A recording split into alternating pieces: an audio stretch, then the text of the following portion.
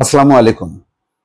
আওয়ামী লীগ আমলে একটা বিষয় লক্ষ্য করা যেত, একেবারে শেষ প্রান্তেও, যে বিএনপির মিছিলে হামলা হচ্ছে, বিএনপির ঘর বাড়িতে হামলা হচ্ছে, নেতা কর্মীদেরকে মারধর করছে, আবার তাদের নামে মামলাও দেয়া হচ্ছে।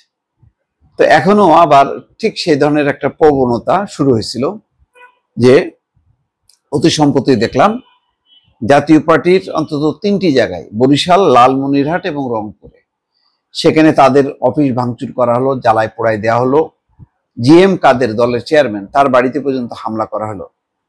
হামলা করে আবার তাদের নামে মামলা দিতে গেল, বলা হচ্ছে স্বৈরাচারের দোষর, সুতরাং মামলা নিতে হবে। এইবার একটা ভালো, যে যেখানে জাতীয় পার্টি মামলা করবে, যে তাদের ঘর বাড়ি অফিস আদালতে মানে হামলা হয়েছে, সেখানে পাল্টা মামলা দিতে গেছে বৈষম্য বিরোধী ছাত্র আন্দোলন বা এনসিপির এরা। তো তাদের মামলা নেয়নি। এটা একটা ভালো দৃষ্টান্ত আমি মনে করি। আর এইভাবে যদি মামলা নেওয়া হয়, তাহলে ঠিক আওয়ামী লীগ আমলের সেই পুনরাবৃত্তি, সেটাই মানুষ বলবে, যে এরা হামলাও করতেছে, আবার তারা মামলাও দিচ্ছে। তো এটা ভালো দৃষ্টান্ত সবসময়। এবং সেখানে দেখলাম যে একজন ব্রিগেডিয়ার, তিনি বলেছেন যে ওই মব করার দিন চলে গেছে, এখন আর এটা অ্যালাউ করা হবে না। সার্জিস আলমকে একেবারে সামনে রেখে এই কথাটা বলছে। এবং এইটা সেনাবাহিনীর, যেটা বুঝি, যে তার প্রধানের বক্তব্য অনুযায়ী, যে তারা আর এই মবকে অ্যালাউ করবে না। এটা সুশাসনের জন্য, আইন শৃঙ্খলার জন্য একটা ভালো দৃষ্টান্ত। জাতীয় পার্টির চেয়ারম্যান জিএম কাদেরের রংপুর নগরের সেনপাড়া বাড়িতে হামলার ঘটনায় দলটির নেতাদের বিরুদ্ধে পাল্টা মামলাও নেয়নি পুলিশ।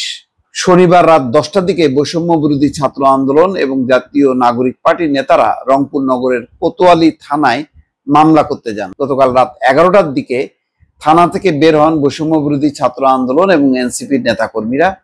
বৈষম্য বিরোধীর রংপুর মহানগর আহ্বায়ক ইমতিয়াজ আহমেদ সাংবাদিকদের বলেন, জাতীয় পার্টির সন্ত্রাসী গুন্ডা বাহিনী আমাদের উপর ইট পাটকেল নিক্ষেপ করে, ককটেল বিস্ফোরণ সহ বিভিন্ন ধারালো অস্ত্র নিয়ে ধাওয়া করে এবং অতর্কিত হামলা চালায়। পরে বিভিন্ন প্রোপাগান্ডা চালায়, তাদের উপর হামলা করা হয়েছে। কেন সব এমন কোনো ইয়ে হয়েছে গণমাধ্যমে মানে আসতে বাকি রাখছে, যে রংপুরে জিএম কাদের বাড়িতে হামলা হয়নি? হামলা হয়েছে তো, এবং তার ছবি সহ সেটা প্রকাশ করা হয়েছে। ইমতিয়াজ আহমেদ বলেন, আমরা একটা অভিযোগ করি, কিন্তু লক্ষ্য করলাম থানার ওসি সাহেব উপর মহলের কথা বলে ঘন্টা দুয়েক গড়িমসি করেন। শেষে এসে বলেন তারা অভিযোগটি নিচ্ছেন, কিন্তু মামলা রেকর্ড হচ্ছে না। এই বিষয়ে জানতে চাইলে থানার ওসি বলেন, গত বৃহস্পতিবার বৈষম্য বিরোধী ছাত্র আন্দোলন এবং এনসিপি শান্তিপূর্ণ মিছিলে জাতীয় পার্টির নেতা কর্মীরা হামলা করেছেন। এই মর্মে এনসিপির পক্ষ থেকে আলমগীর রহমান নয়ন একটি অভিযোগ দিয়েছেন। আমরা অভিযোগটি পেয়েছি, তদন্তপূর্বক আইনানুগ ব্যবস্থা গ্রহণ করা হবে। যাই হোক, এটা খুব মানে দৃষ্টিকটু ব্যাপার হচ্ছে, মানে যা হচ্ছে, এই মব কালচারটা এখনো যে বন্ধ হইল না, এটা কোথায় নিয়ে দাঁড়াবে বোঝা যাচ্ছে না। তো এখন আওয়ামী লীগের দোসর জাতীয় পার্টি, জিএম কাদের, এগুলি খুব একটা দোপে টিকবে না। এগুলির জন্য আইন আছে।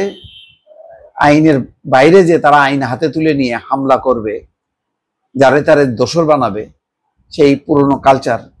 মানে আওয়ামী লীগ আগে কি করতো, যখন কাউকে হামলা করতো বলতো যে জামাত শিবির রাজাকার, সুতরাং একটা বৈধতা। এখন ফ্যাসিবাদের দোসর বলে একটা হামলার বৈধতা, এইটা এই অর্জন করা বা এই কাজটা করা, এটা সরকার এখন টাফ, সরকার বলবো না, অন্তত সেনাবাহিনী অন্তত এই কাজটাকে প্রশ্রয় দেবে না। এটা আমার বিশ্বাস। দর্শক ভালো থাকবেন, আল্লাহ হাফেজ।